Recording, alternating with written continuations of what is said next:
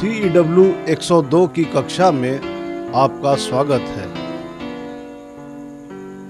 आज जिस अध्याय को हम पढ़ेंगे उसका शीर्षक इस प्रकार है, सामान्य वायरिंग औजार अर्थात जनरल वायरिंग टूल्स।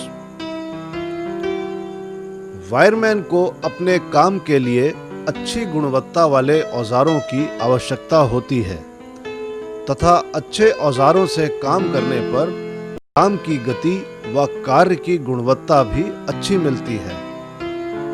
यदि औजारों का रखरखाव उचित होगा तो वायरमैन की कार्यकुशलता में भी वृद्धि हो जाएगी तथा समय की भी बचत होगी। वायरमैन ही क्या, प्रत्येक कारीगर के लिए औजार ही उसके हाथ पांव व रोजी रोटी होते हैं और बिना औजारों के उससे किसी प्रकार के अच्छे निर्माण व मरम्मत कार्य की आशा करना मुश्किल है। अतः प्रत्येक प्रशिक्षार्थी, कारीगर अथवा वायरमैन के पास प्रतिष्ठित निर्माताओं द्वारा निर्मित उच्च गुणवत्ता वाले औजार होने चाहिए और उसको उनके उपयोग एवं अनुरक्षण अर्थात मेंटेनेंस का ज्ञान भी होना चाहिए। वायरमैन द्वारा प्रयोग किए जाने वाले औजारों को मुख्यतः दो भागों में वर्गीकृत किया जा सकता है, सामान्य औजार अर्थात जनरल टूल्स और विशेष उद्देश्यीय औजार स्पेशल पर्पस टूल्स।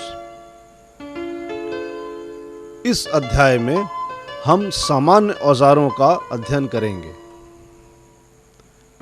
तो सर्वप्रथम सामान्य औजार अर्थात जनरल टूल्स में कॉम्बिनेशन प्लायर। प्लायर वह औजार होता है जो तारों को काटने, जोड़ने, मोड़ने और चपटी चीजों को पकड़ने के कार्य में आता है, जैसे नट के बोल्ट को पकड़ना आदि। इसकी बनावट इस प्रकार की होती है कि आगे का सिरा चपटा होता है जो पकड़ने के तथा पीछे का सिरा काटने के काम आता है। रिंच और कटर दोनों एक साथ होने के कारण इसे कॉम्बिनेशन प्लास भी कहते हैं। यह स्टील धातु का बना होता है। इसका काम करने का तरीका कैंची की तरह होता है। विद्युत के कामों में प्रयोग होने वाले प्लास के हत्थे पर कुचालक रबर चढ़ी होनी चाहिए। रबर चढ़ी होने से सप्लाई के चालू होने पर भी कार्य किया जा सकता है। बाजार में यह निम्न साइज अर्थात 150 मिलीमीटर, 200 मिलीमीटर आदि में मिलता है। सावधानियां व रखरखाव।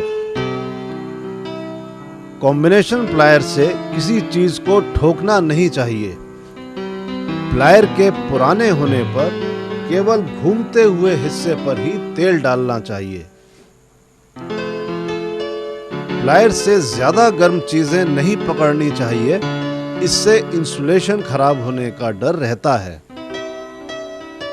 इससे अधिक कठोर चीजें भी नहीं काटनी चाहिए क्योंकि कटर खराब हो सकता है। इसको नमी से बचाना चाहिए क्योंकि इससे जंग लग सकता है। प्लास को कभी भी पटकना नहीं चाहिए, इससे कुचालक चटक जाता है। अब हम सपाट मुख प्लास का अध्ययन करेंगे अर्थात फ्लैट नोज प्लायर। इसके आगे का सिरा नुकीला होता है। इसका प्रयोग संकरी जगहों में करते हैं जहां साधारण प्लायर घुस नहीं सकता है। यह भी स्टील का बना होता है व विद्युत का कार्य करते समय ध्यान दें कि इसके हत्थे पर इंसुलेटेड रबर अथवा पीवीसी चढ़ी हो और रबर के चढ़े होने पर इससे सप्लाई के ऑन होने पर भी कार्य किया जा सकता है। इसका प्रयोग ऐसे स्थानों में भी कर सकते हैं जहां कई तारों में से एक तार को पकड़ना हो और तारों को काटने के लिए इसमें भी एक कटर लगा होता है। यह बाजार में निम्न लंबाइयों में उपलब्ध हैं, 100 मिलीमीटर, 150 मिलीमीटर व 200 मिलीमीटर आदि। सावधानियां व रख रखाव। प्लायर से ज़्यादा गर्म चीज़ें नहीं पकड़नी चाहिए, इससे इंसुलेशन खराब होने का डर रहता है। इससे कठोर चीज़ें नहीं काटनी चाहिए क्योंकि कटर खराब हो सकता है। इसको नमी से बचाना चाहिए क्योंकि इससे जंग लग सकती है, और अगर पानी की जगह काम करना है तो उसे सदैव पोंछ कर रखना चाहिए। इसको पटकना नहीं चाहिए, इससे इंसुलेशन खराब हो सकता है। प्लायर के मुंह के दांत वाले हिस्से को साफ करके रखना चाहिए। अब हम कटर प्लायर का अध्ययन करेंगे। कटर प्लायर नाम से ही पता चलता है कि इसमें एक तरफ कटर होता है और यह तार को काटने के काम में आता है। इसका प्रयोग तार को छीलने के लिए भी किया जा सकता है। इसमें भी हत्थे पर इंसुलेटेड रबड़ चढ़ी होती है। यह भी स्टील का बना होता है तथा बाजार में निम्न साइजों में जैसे 150 मिलीमीटर, 200 मिलीमीटर आदि में उपलब्ध होता है। सावधानियां व रख रखाव। प्लायर के पुराने होने पर केवल घूमते हुए हिस्से पर ही ग्रीस लगाना चाहिए। बहुत अधिक कठोर चीजें काटने पर इसका कटर खराब हो सकता है। इसको नमी से बचाना चाहिए, अन्यथा जंग लग जाएगी। प्लायर से काम करते समय शॉर्ट सर्किट से सदैव बचना चाहिए।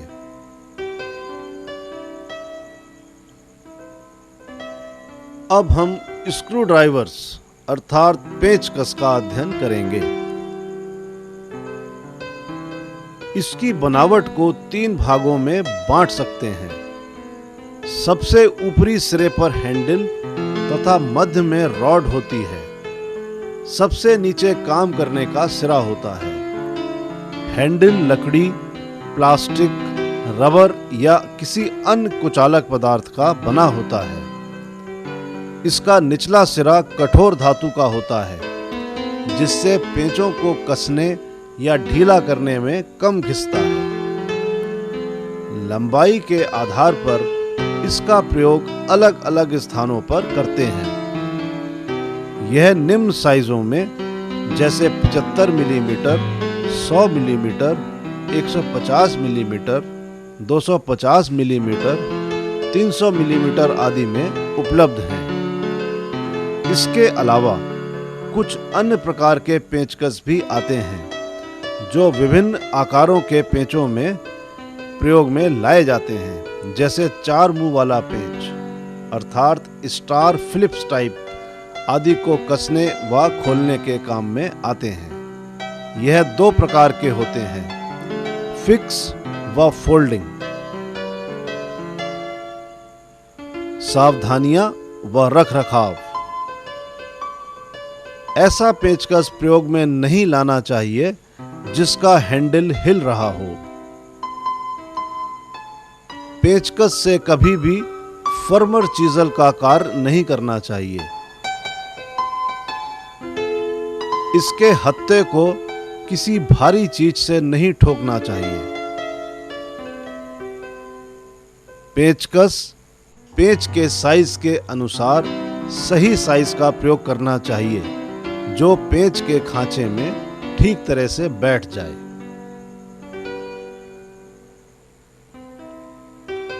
अब हम टेस्ट लैंप का अध्ययन करेंगे। टेस्टिंग लैंप एक महत्वपूर्ण औजार है। इसका प्रयोग अधिक होता है तथा यह वायरमैन का मुख्य औजार होता है। इसमें एक पेंडेंट होल्डर होता है जिससे कनेक्शन करके छोटा तार लगभग 0.5 मीटर बाहर निकाल देते हैं और उसमें बल्ब लगा देते हैं और टेस्ट लैंप बनकर तैयार हो जाता है। इसका प्रयोग फेज व न्यूट्रल ज्ञात करने में किया जा सकता है। इसे वायरमैन स्वयं बना लेता है। कभी कभी बल्ब को लोहे की जाली से कवर किया जाता है जिससे बल्ब की सुरक्षा हो जाती है। सावधानियां व रख रखाव। होल्डर में कनेक्शन के बाद अंदर की तरफ एक छोटी सी गांठ बांध देनी चाहिए। इसका प्रयोग सावधानी पूर्वक करना चाहिए। प्रयोग ना करते समय होल्डर से बल्ब निकाल कर रखना चाहिए।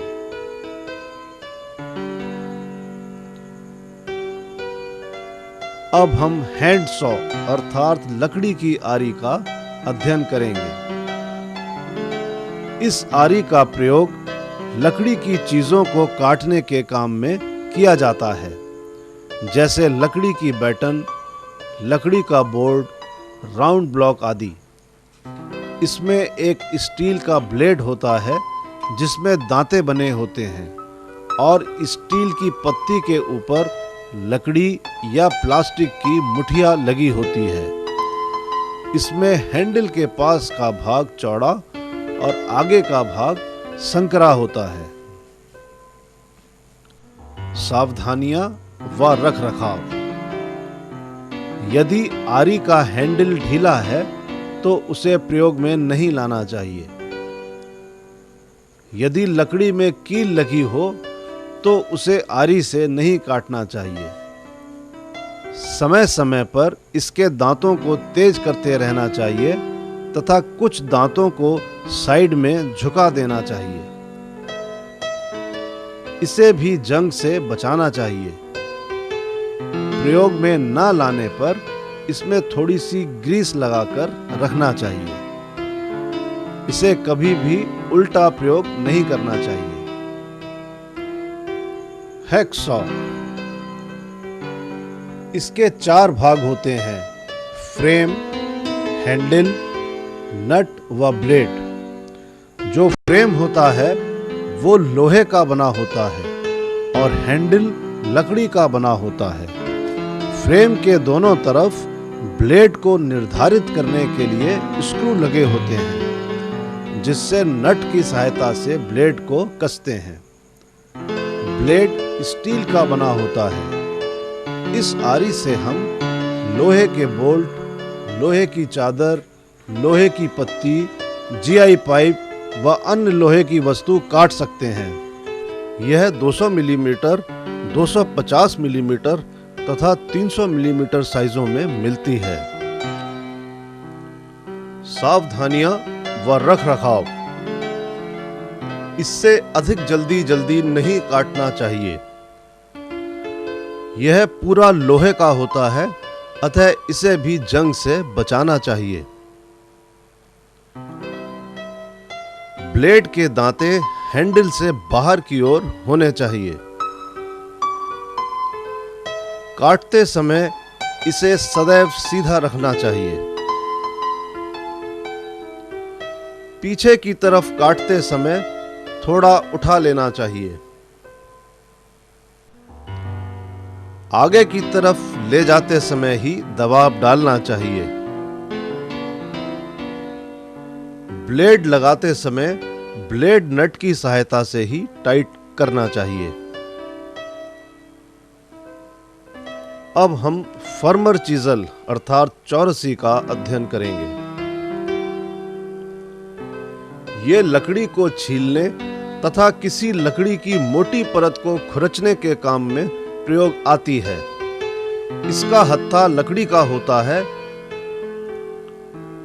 आगे के भाग को त्रिकोण रूप में काट देते हैं और आगे धार कर देते हैं। यह विद्युत कार्यों में लकड़ी के उपसाधनों को काटने के काम में आती है।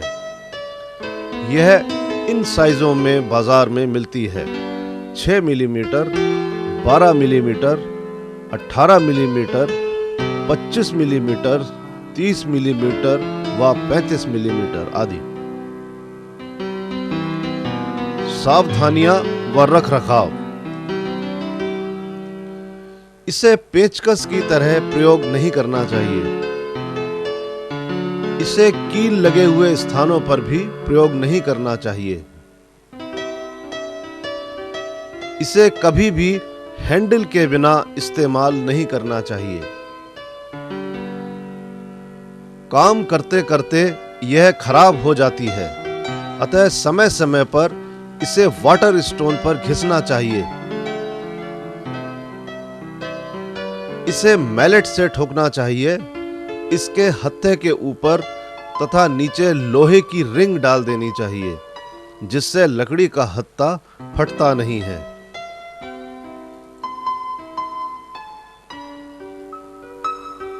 अब हम रुखानी अर्थात मोर्टाइज चीजल का अध्ययन करेंगे।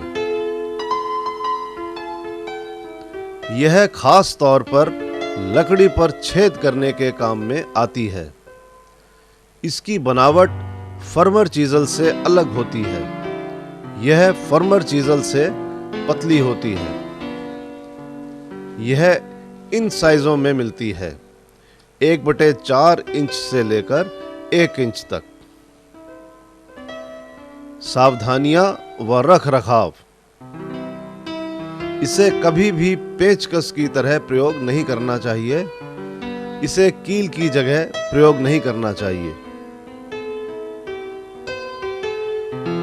इसे सदैव मैलेट से ठोकना चाहिए व कभी भी हैंडल के बिना इस्तेमाल नहीं करना चाहिए। यदि इसकी धार खराब हो जाए तो समय समय पर इसे वाटर स्टोन पर घिसते रहना चाहिए।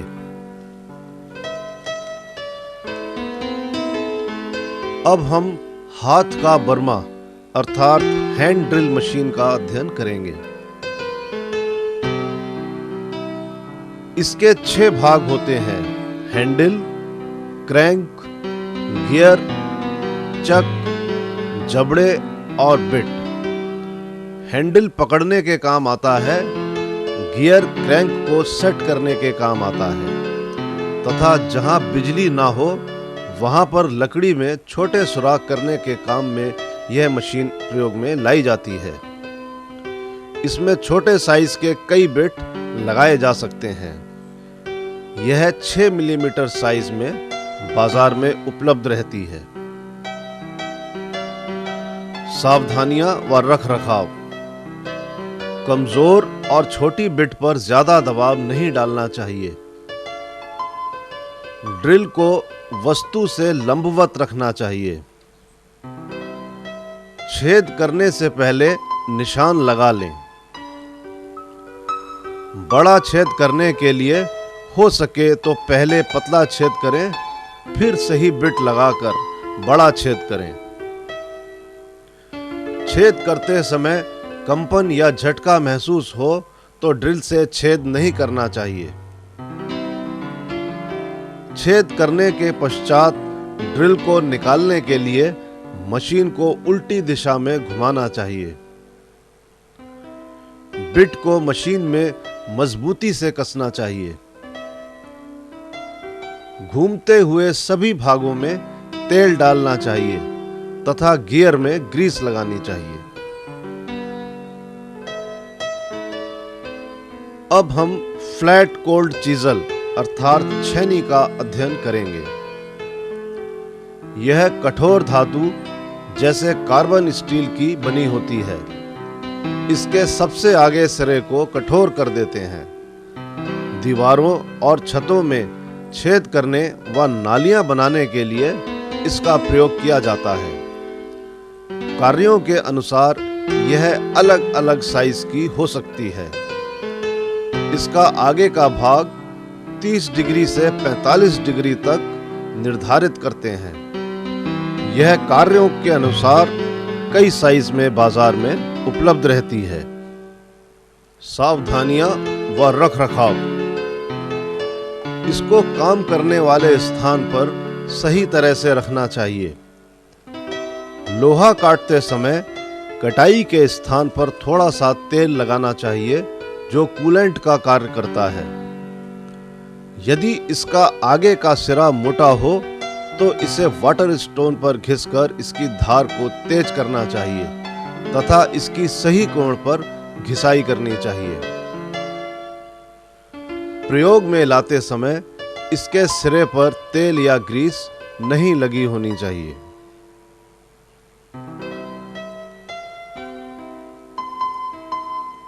अब हम पोकर का अध्ययन करेंगे। पोकर यह पेंचों को लकड़ी में कसने से पहले छेद करने के काम में लाया जाता है। यह लकड़ी के बोर्डों व माइका शीटों में सुराख करने के काम में भी आता है। यह लोहे की बनी एक मजबूत ठोस रॉड होती है जो आगे से नुकीली होती है और पीछे पकड़ने के लिए एक हत्था भी लगा होता है। जहां छेद करना होता है वहां कस कर दबा देते हैं और छेद हो जाता है तथा इसे घुमा घुमा कर चौड़ा छेद करते जाते हैं।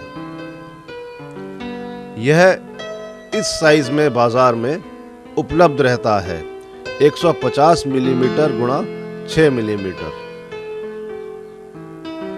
सावधानियां व रख रखाव। इसका नुकीला सिरा हमेशा तेज होना चाहिए तथा इसको सदैव ढक कर रखना चाहिए। इससे धातु पर छेद नहीं करना चाहिए। छेद करने से पहले निशान लगा लेना चाहिए। रोल प्लग, टूल और बिट।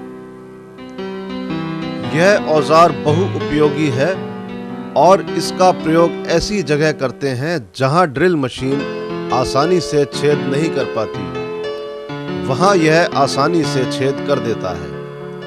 इसके दो भाग होते हैं, आगे टूल बिट और पीछे tool holder. Tool bit carbon steel और टूल होल्डर माइल्ड स्टील की बनी होती है। यह छतों में आसानी से छेद कर देता है। इससे कंक्रीट या दीवार पर भी छेद कर सकते हैं और प्लास्टिक की गिल्ली फिक्स करके बैटन आसानी से लगा सकते हैं। नंबरों के आधार पर इनका साइज अलग अलग होता है। जैसे जैसे साइज बढ़ता है नंबर भी बढ़ते जाते हैं। यह निम्न नंबरों में मिलता है, 8 नंबर, 10 नंबर, 12 नंबर व 14 नंबर आदि। सावधानियां व रख रखाव। इसे इधर उधर फेंकना नहीं चाहिए व सावधानी पूर्वक ही रखना चाहिए। इससे कभी भी धातु में छेद नहीं करना चाहिए। छत पर अथवा दीवार पर छेद करते समय इसे घुमाते रहना चाहिए व छेद करते समय इसको सीधा रखना चाहिए, क्योंकि टेढ़ा करके ठोकने पर बिट टेम्पर होने के कारण टूट जाते हैं। अब हम बॉल पिन हैमर का अध्ययन करेंगे। अपनी उपयोगिता के अनुसार हथौड़े कई प्रकार के होते हैं। बॉल पिन हैमर का प्रयोग विद्युत कार्यों में ज्यादा करते हैं और इनकी बनावट भी अलग अलग होती है। इस हथौड़े में एक तरफ अर्ध गोलाकार भाग होता है व दूसरी तरफ बेलनाकार भाग होता है तथा बीच में लकड़ी का एक हत्था निकाला जाता है। यह निम्न साइजों में बाजार में उपलब्ध है। अब हम क्रॉस पिन हथौड़े का अध्ययन करेंगे। इस हथौड़े का आकार अलग तरीके का होता है। इसमें एक तरफ बेलनाकार भाग तथा दूसरी तरफ चपटा भाग होता है तथा बीच से हत्था निकाला जाता है। इसकी पिन हैंडल को क्रॉस करती हुई होती है, इसीलिए इसे क्रॉस पिन हैमर कहते हैं। और इसका मुख्य कार्य लकड़ी की बैटन में क्लिप लगाना है तथा शीट मेटल के कामों में रिवेटिंग का काम भी यही हथौड़ा करता है। यह भी विभिन्न साइजों में उपलब्ध होता है। सावधानियां व रख रखाव। हथौड़े से अधिक कठोर चीज पर नहीं ठोकना चाहिए, इससे इसका सिरा टूट सकता है। इसका हैंडल हिलता डुलता नहीं होना चाहिए व हथौड़े के सिरे पर ग्रीस या तेल नहीं होना चाहिए। अब हम मैलेट का अध्ययन करेंगे। मैलेट यह पतली चादरों को सीधा करने या मोड़ने के काम में आता है। यह लोहे का न होकर लकड़ी या पीवीसी का बना होता है। विद्युत कार्यों में यह इन कामों में प्रयोग में लाया जाता है। मोटर के साइड कवरों को कसना, फर्मर चीजल को ठोकना आदि। यह भी बेलनाकार होता है व बीच में इसमें हत्था लगा होता है। यह इन साइजों में बाजार में उपलब्ध होता है, 500 ग्राम व 1 किलो आदि। सावधानियां व रख रखाव। इससे अधिक कठोर धातु को नहीं ठोकना चाहिए। इससे कभी भी कील नहीं ठोकनी चाहिए। इसे गर्म चीज तथा आग से दूर रखना चाहिए।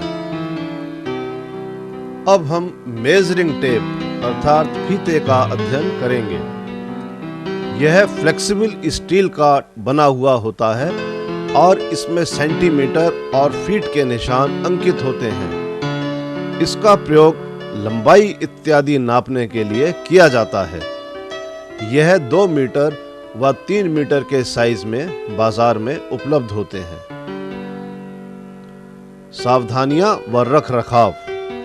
इसका प्रयोग करते समय सावधानी जरूरी है, नहीं तो टेप में कट लग सकता है।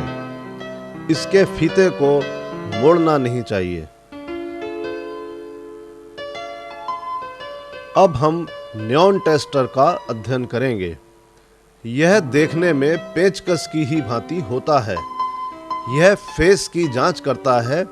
यदि चालक पर इसके आगे के भाग की रॉड को लगाएं और हम उंगली उसके ऊपर की धातु पर लगाएं तो न्योन बल्ब जलता है और इससे फेस का पता चल जाता है। इसमें न्योन बल्ब एक रेजिस्टेंस की सीरीज में लगा होता है। यह 100 से 500 वोल्ट तक की रेंज में मिलता है। सावधानियां व रख रखाव। ध्यान रहे, जितने परास का टेस्टर हो उससे अधिक वोल्ट को चेक नहीं करना चाहिए। यह ध्यान रखना चाहिए कि टेस्टर से फेस टेस्ट करते समय शरीर अर्थ से छू रहा हो। टेस्टर के ऊपरी सिरे पर उंगली जरूर लगानी चाहिए। टेस्टर से पेंच नहीं कसना चाहिए। अब हम फाइल्स अर्थात रेती का अध्ययन करेंगे। यह एक अत्यंत महत्वपूर्ण औजार है व इसका प्रयोग लगभग सभी कारीगर किसी न किसी रूप में करते हैं। इसका काम किसी चीज को आकार देना है। इससे किसी नोकदार चीज के सिरे को हम एक समान कर सकते हैं, यानी नुकीले सिरे को किसी भी आकार में परिवर्तित कर सकते हैं। प्रयोग के अनुसार हम इन्हें कई आकारों में बांटते हैं। लंबाई के अनुसार सामान्यतः रेती की लंबाई 10 centimetre, 15 centimetre, 20 centimetre, 25 centimetre, 30 centimetre व 35 सेंटीमीटर तक हो सकती है। आकार के अनुसार रेती निम्न प्रकार की हो सकती हैं: फ्लैट रेती, राउंड रेती, हाफ राउंड रेती, स्क्वायर रेती, ट्रायंगुलर रेती, नाइफ एज रेती, नीडल रेती आदि। लकड़ी को घिसने के लिए भी अलग टाइप की रेती आती है। रेती से हम लकड़ी के गुटके या फंटी को किसी भी आकार में परिवर्तित कर सकते हैं। विद्युत कार्य के लिए 250 मिलीमीटर लंबाई वाली बास्टर्ड हाफ राउंड फाइल का प्रयोग किया जाता है।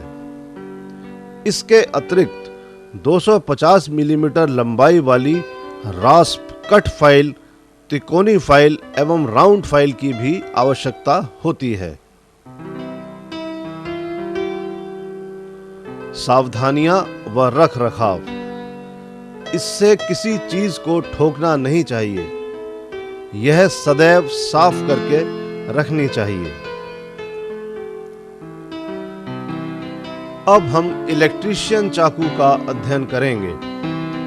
यह फोल्ड हो जाने वाला चाकू होता है। इसमें एक पत्ती में दोनों तरफ अलग अलग कार्य करने के लिए सुविधा उपलब्ध होती है। इसमें एक ब्लेड तार का इंसुलेशन हटाने के काम आता है तथा दूसरे से चालक तार को साफ करते हैं। सावधानियां व रख रखाव। इसको जंग ना लगे इसलिए इस पर हल्का तेल समय समय पर लगाते रहना चाहिए। इसकी धार खराब हो जाने पर इसे दोबारा धार करवा लेना चाहिए। इससे तार जैसी कठोर चीज को नहीं काटना चाहिए।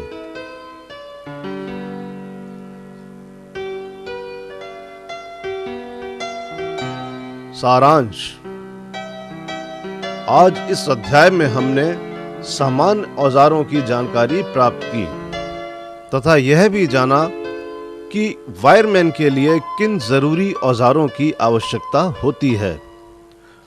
औजारों से संबंधित सावधानियां व रखरखाव का अध्ययन किया व औजारों की पहचान करना भी सीखा। कक्षा कार्य। प्रशिक्षार्थी निम्न कार्य करें। इलेक्ट्रीशियन चाकू को चित्र सहित समझाइए। विभिन्न प्रकार की फाइलों का अर्थात रेतियों का वर्णन करें।